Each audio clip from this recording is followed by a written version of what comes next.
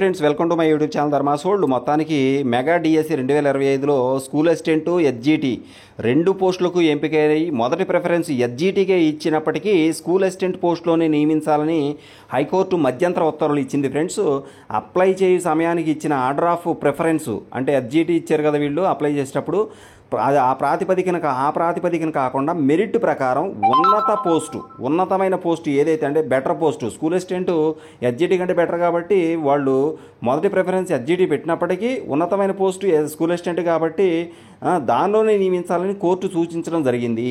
ఇక్కడ కోర్టు అభ్యర్థులకు ఒక ముఖ్యమైనటువంటి ఇక్కడ చూడొచ్చు ఒకసారి. మెగా డిఎస్సి 2025కి సంబంధించి కోర్టు ఒక డెసిషన్ అయితే చెప్పింది.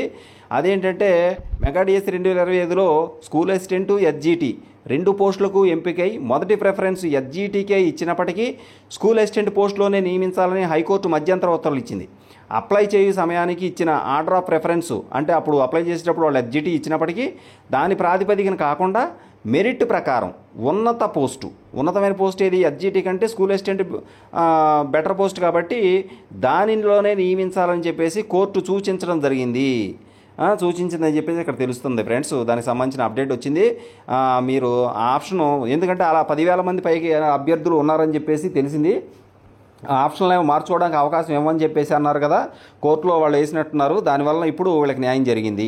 ఒక రకంగా మెగా డిఎస్సికి సంబంధించి ఎస్జిటి స్కూల్ అసిస్టెంట్ రెండింటికి సెలెక్ట్ అయినప్పటికీ ఎస్జిటి ఫస్ట్ ప్రిఫరెన్స్ పెట్టినప్పటికీ బెస్ట్ పోస్టు ఉన్నతమైన పోస్టు స్కూల్ అసిస్టెంటే కాబట్టి ఎస్జిటి కంటే అదే బెటర్ పోస్ట్ కాబట్టి స్కూల్ అసిస్టెంట్లోనే వాళ్ళని నియమించాలని చెప్పేసి హైకోర్టు మధ్యంతర ఉత్తర్వులు ఇచ్చేసింది. Thank you so much for watching.